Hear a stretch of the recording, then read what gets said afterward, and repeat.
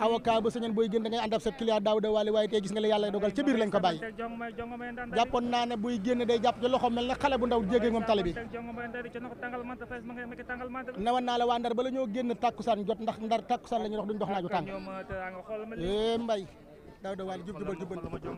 Daouda Wally man jamono ji ñu yor laa xamut ëllëg waaye Daouda ku yorati na nga sédd ëllëg du añ du reer te ëllëg du añ du reer waaye lu mat a sédd la Daouda Wally xalaas bàjjo bi Daouda rey du rey jàmm rey ñàkk fexe la dem na rëbës dem na rëbës Ngom Talib ana Mansour Faye El Hadj Moustapha Diouf a ngi noonu di ñëw gis nga ko col ga mu ngay niroo ko voilà maître El Hadj Diouf a ngi nii moom tamit gis ngeen yeneen avocat yi nga xamante ne ñoo doon layal kii nga xamante ni moo di Mansour Faye moom Mansour Faye nag daal di nañ koy daal di defar rek li nga xamante ni mooy mandat de dépôt mu mel ni nag moom Mansour Faye tabaski bi fay ci rëbës rek la koy daal di passé moom Mansour Faye. mais quel pôle d'avocat. Daouda dama naa la xalaas bàjjo bi. Ngom Talib quel. aja ñu xaar rek maître def déclaration par rapport ak ki nga xamante ni.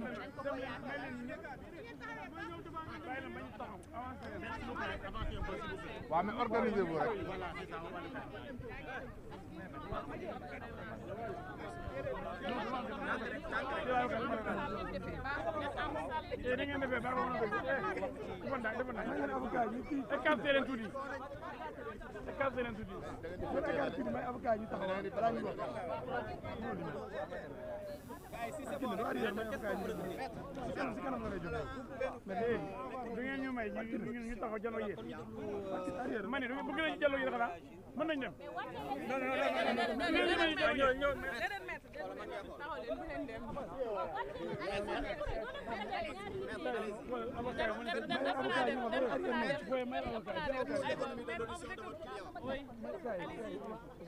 Bon, on va y aller.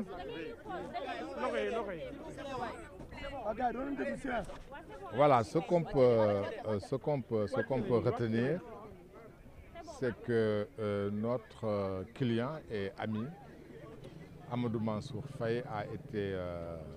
entendu. La commission d'instruction de la Haute Cour de justice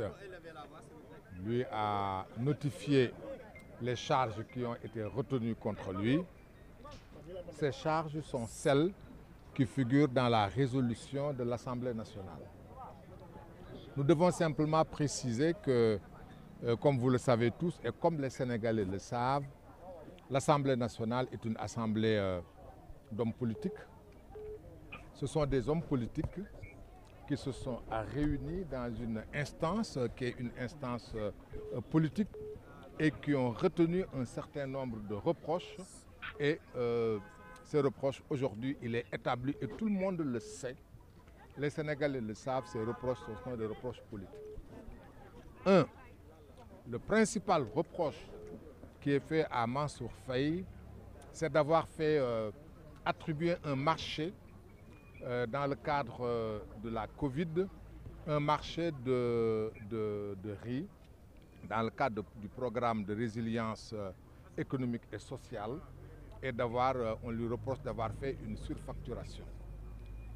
Il est établi, et nous l'avons démontré, les avocats l'ont démontré à suffisance. Que Amadou Mansour Faye n'était pas membre de la commission d'attribution des marchés. Cette commission d'attribution des marchés, sa composition est décidée par un arrêté du ministre des Finances, dans le respect strict du Code des marchés. Et cette commission s'est réunie à appliquer des prix de l'époque, des prix qui ont été confirmés par le ministère du Commerce. 275 francs, je crois, le kilo à l'époque. Et M. Mansour Faye n'a pas fait le marché, il n'a rien fait. Nous avons prouvé, à suffisance, qu'il n'est absolument en rien intéressé ni dans le marché, ni dans quoi que ce soit. Ça, c'est la première chose. La deuxième chose, nous avons démontré à suffisance et nous avons prouvé avec éléments à l'appui que c'était un appel d'offres. un appel d'offres a été lancé. 30 sociétés ou personnes ont soumissionné. 30. Et chaque soumissionnaire a vu son dossier traité, étudié. Et le PV de la réunion a été publié. Et ce sont les mieux disants, les 4 mieux disants. Et en droit, on les appelle les moins disants qui ont été choisis. Et ce n'est pas Mansour Faye qui les a choisis. Par conséquent, si aujourd'hui il est retenu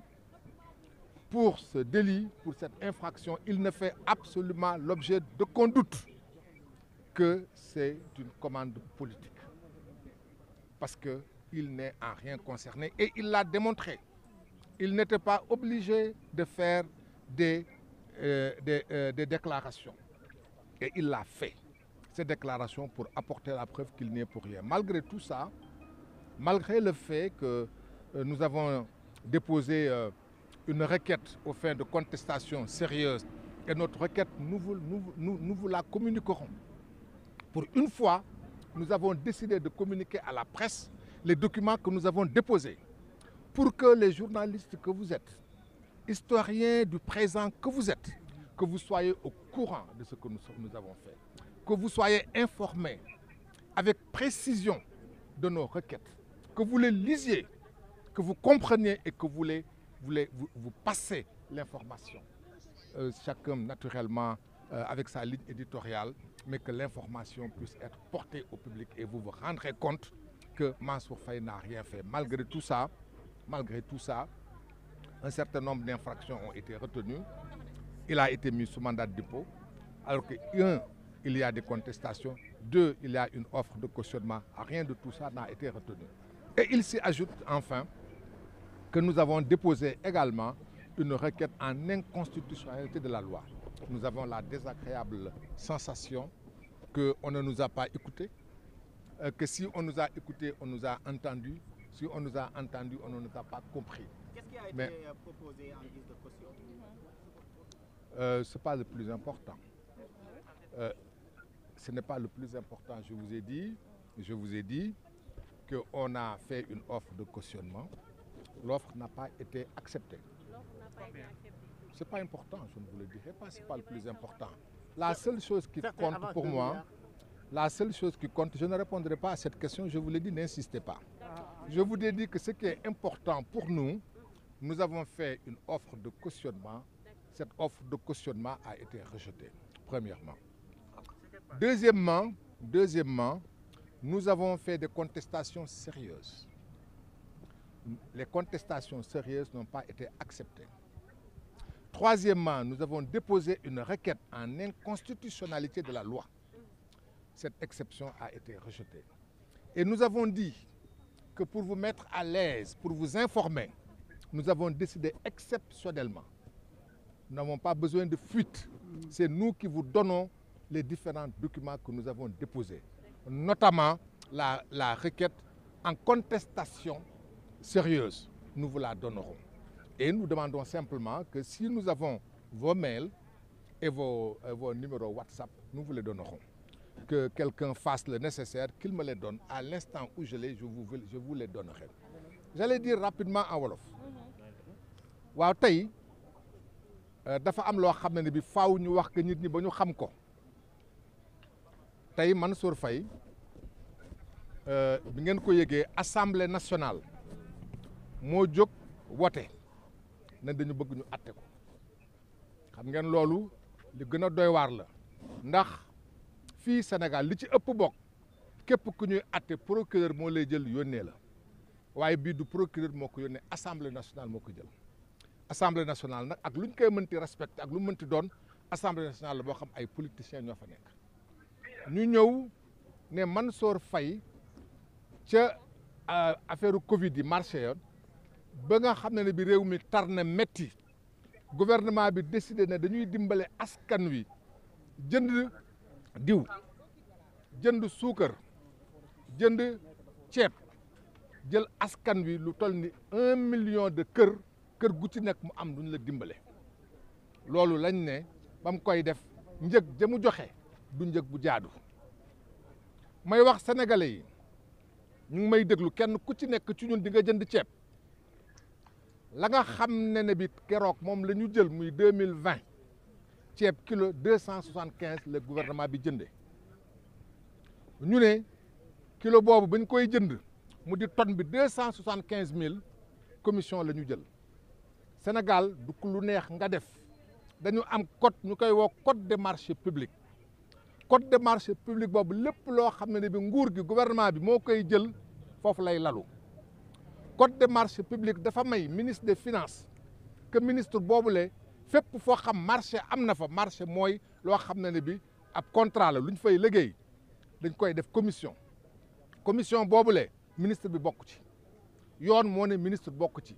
pour gouvernement bi ñetti nit la ñoo xam ne bi ñoom ñooy siège bañ ko defee ñu ñëw bind ne gouvernement dafa soxla 1000 tonnes de ceeb ana ñi nga xam ne bi bëgg nañu bokk ci marché bi bañ ko defee ñu jël ko yóbbu ko Soleil yóbbu ko ci yeneen journal yi bañ ko yóbboo ci journal yi mu am fanweeri société ak nit yu tontu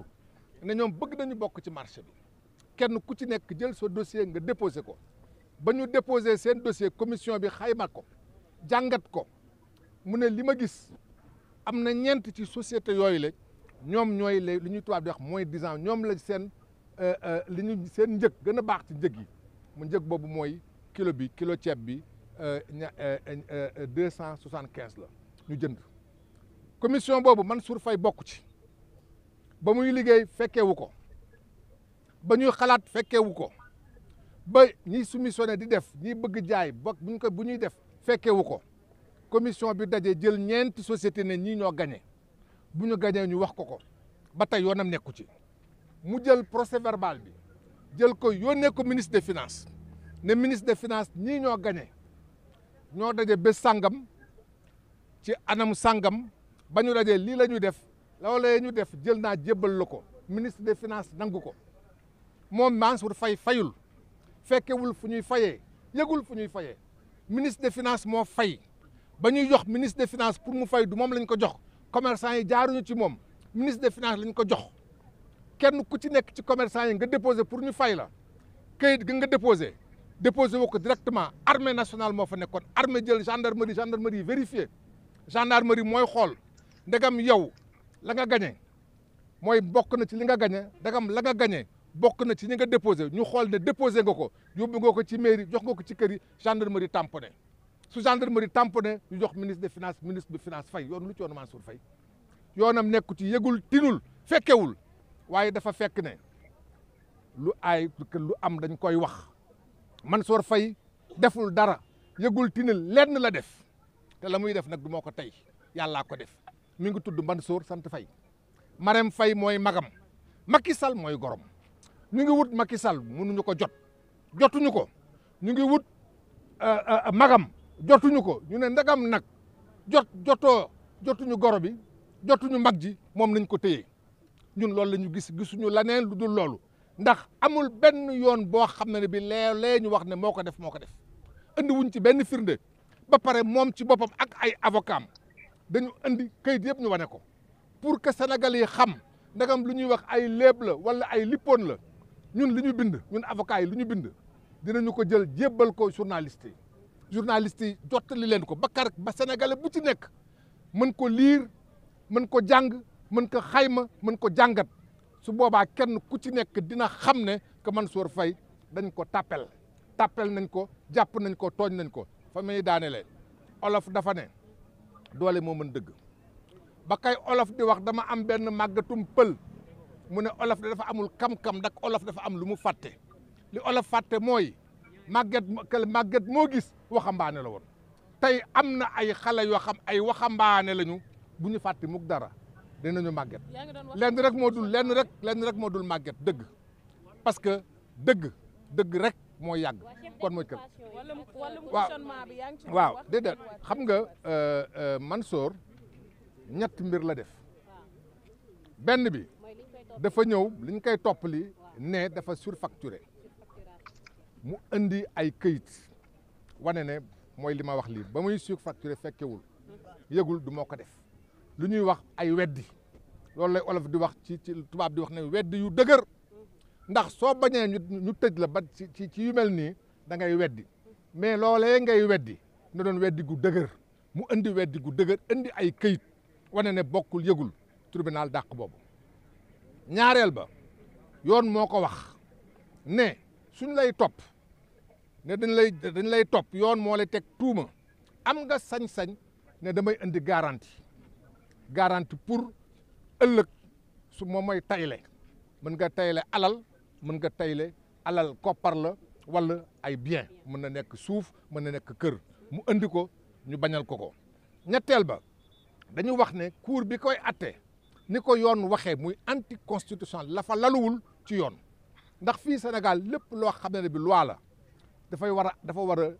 a lalu ci charte réew mi ñu ne charte bi nga xam mooy charte bi gën a kawe bi nga xam lépp ci la lalu muy constitution loi bi bokk ci moom tam ñu dàqal ñu ko waaye nag ñun dañ naan ñun ay avocat lañu avocat ñun duñu ay magu xamoon nañ ko duñu ay magu waxoon nañ ko ay magu dañ koy xeex la xeex bi nag yaar la dañ koy xeex fii ci tribunal fépp foo xam yoon may nañu ko fii ci Sénégal ñu xeex ko dinañu ko xeex yoon moo ñu may ñu am sañ-sañ bi Mansour Faye am sañ-sañ bi su d'accordul mu dem ca cour de justice bu Abuja pour que cour de justice Abuja wax na lii baaxul cour de justice de Abuja gis ngeen ko yàgg na jël ay décision contre état du Sénégal en tout cas dëgg lañ fi nekk suñ ci paree am na loo xam ne bi yoon moo ñu ko may mu di juridiction Nations Unies du ñu bàyyi dara tey jii ñi koy topp jàpp ko def ko doole nañu xam ne dara que ay avocat Mansour Faye ñoom lu mu leen jaral ñun def ñu ko jaral waaye ñun nag lim ñu ko jaral ci yoon la du ñu def dara lu dul ci yoon fépp foo xam ne fi dinañu ko xeex lépp loo xam dinañu ko xeex dina ci ànd ak fulla dina ci ànd ak xarañ dina ci ànd ak fit ak jom dinañu ko def. lan moo tax sàkku woo leen ñu placé ko sous contrôle judiciaire parce que mandat de dépôt ci option lépp lu ñu yoon may def nañ ko may nangalu ñu dara merci. merci.